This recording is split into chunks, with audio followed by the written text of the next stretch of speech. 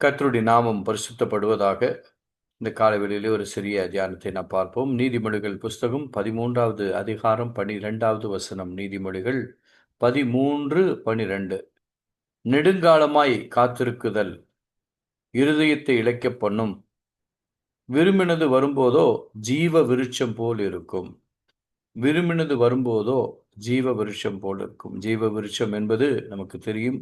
Eden தோட்டத்திலே ஆதாம் ஏவாள் நடுவிலே ஒரு ஜீவ விருட்சத்தின் கனியை வைத்தார். அந்த ஜீவ விருட்சம் என்பது அழியாதது, நித்திய ஜீவனை கொடுக்கிறது, அது என்றென்றைக்கும் நிலையானது. அப்படிப்பட்ட ஒரு காரியத்தை தருகிறார். எப்பொழுது என்றால், காத்திருந்து நாம் கர்த்தருக்காக காத்திருக்கும் பொழுது, அது கிடைக்கும் பொழுதோ ஜீவ விருட்சம் போல் இருக்கும் என்று வேதம் சொல்லுகிறது. ஆயினால் தான் கலாத்தியர் 5:5 சொல்லப்பட்டிருக்கிறது, நாம் எதற்காகவெல்லாம் காத்திருக்கிறோம் என்று சொல்லும் பொழுது, நீதிக்காக நாம் காத்திருக்கிறோம்.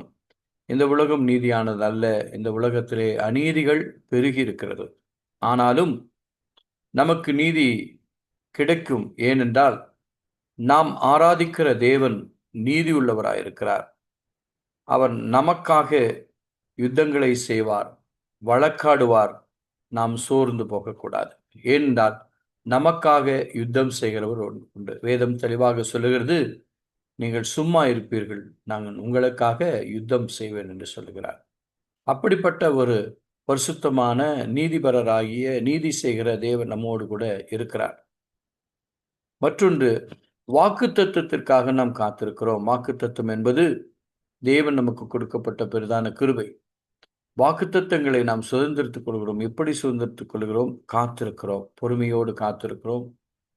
அந்த காத்திருப்பதிலே எபிரேயர் 6:14 படி சொல்லுகிறது, நிச்சயமாகவே நான் உன்னை ஆசீர்வதிக்கவே ஆசீர்வதித்து உன்னை பெருகவே பெருகப் பண்ணுவேன் என்று தேவன் ஆபிரகாமுக்கு வாக்கு கொடுக்கிறார். வானத்தின் நட்சத்திரத்தை போல மணலை போலவும் நான் உன்னை பெருக பண்ணுவேன்கிறார். அதே வாக்குத்தத்தத்தை கொடுத்தவர் ஆபிரகாம் பொறுமையோடு இருந்தார்.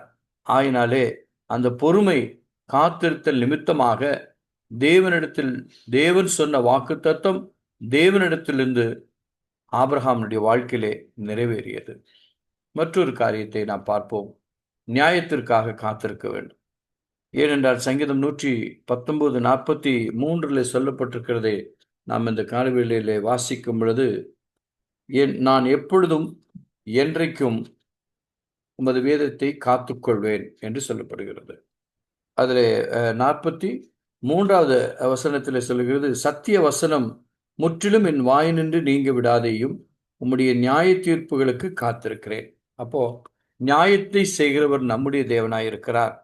ஒருவேளை நமக்கு விரோதமாக அநேக காரியங்கள் எழும்பலாம். விரோதமாக நம்மை வஞ்சித்தவர்கள் இருக்கலாம், நம்மை ஏமாற்றியவர்கள் இருக்கலாம், விரோதமாக எழும்புகிறவர்கள் இருக்கலாம்.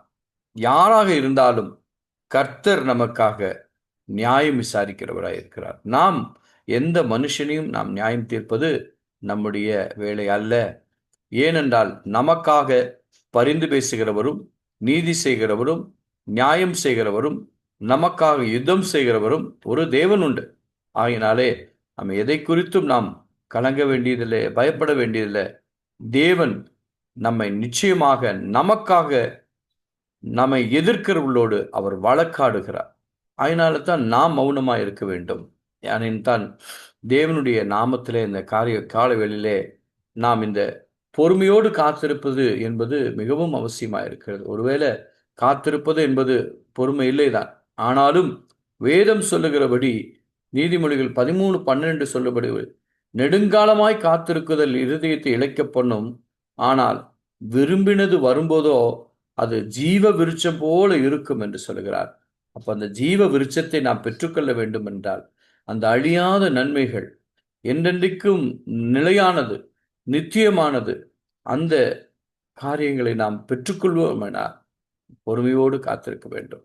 ஆகையினால் தான் தேவன் சொல்லுகிறார் ஆபிரகாமுக்கு, நான் உன்னை ஆசீர்வதிக்கவே ஆசீர்வதித்து உன்னை பெருக பண்ணுவேன் என்று வாக்கு கொடுக்கிறார். உங்களை பார்த்து இந்த காலவேளையிலே சொல்லுகிறார், நான் உங்களை ஆசீர்வதிக்கிறேன், உங்களை பெருக பண்ணுவேன். நீங்கள் கேட்கிற ஒவ்வொரு விண்ணப்பங்களையும் நான் அறிகிறேன். நிச்சயமாய் நான் அதை செய்வேன். நீங்கள் சோர்ந்து போகாதீங்கள் என்று தேவன் இந்த காலவேளையிலே ஒரு விசை கூட நம்மை பார்த்து கேட்கிறார். என் அன்பு தேவனுடைய பிள்ளைகளே, இந்த காலவேளையிலே தேவனுடைய சமூகத்திலே வந்து தேவனுடைய நாமத்தை நமக்காக நீதி செய்கிற நியாயாதிபதி ஆகியிருக்கிற, நமக்காக எல்லாவற்றிலும் பரிந்து பேசுகிற, நமக்காக வழக்காடுகிற தேவன் நமக்கு இருக்கிறார். எல்லாவற்றிலும், எல்லா நிலையிலும், எந்த சூழ்நிலையிலும், எல்லா விதமான சூழ்நிலையிலும் நமக்காக பேசுகிறவர் ஒருவர் உண்டு. அவர்தான் நம் ஆண்டவராகிய இயேசு கிறிஸ்து. அவர்தான் நம்முடைய நியாயாதிபதியாகிய இயேசு கிறிஸ்து. அந்த நீதிபரராகிய இயேசு கிறிஸ்துவை சொந்த இரட்சகராக ஏற்றுக்கொண்ட நாம் இந்த உலகத்திலே காணப்படுகிற அநீதிகளை குறித்தும், போராட்டங்களை குறித்தும், துன்பங்களை குறித்தும், வேதனைகளை குறித்தும், எதை குறித்தும் நாம் கலங்க வேண்டிய அவசியமே இல்லை. ஏனென்றால் அவர் நமக்காக யுத்தம் பண்ணுவார், அவர் நமக்காக வழக்காடுவார், அவர் நமக்காக நீதி செய்கிறவராயிருக்கிறார். ஒருவேளை அநீதிகளாய் காரியங்களை காணப்படலாம். இந்த உலகத்திலே நமக்கு எதிராக அநீதியான காரியங்களைப் போல காணப்படலாம், நடக்கட்டும். ஆனாலும் நமக்காக நீதி செய்கிற ஒரு நீதியின் தேவன் நம்மோடு கூட இருக்கிறார், நமக்குள்ளே வாசம் செய்கிறார். அந்த நீதியின் தேவனை நாம் விசுவாசிப்போம், நம்புவோம், காத்திருப்போம். கர்த்தர் நன்மையானவைகளை நம்முடைய வாழ்க்கையிலே செய்வார். ஆமென்.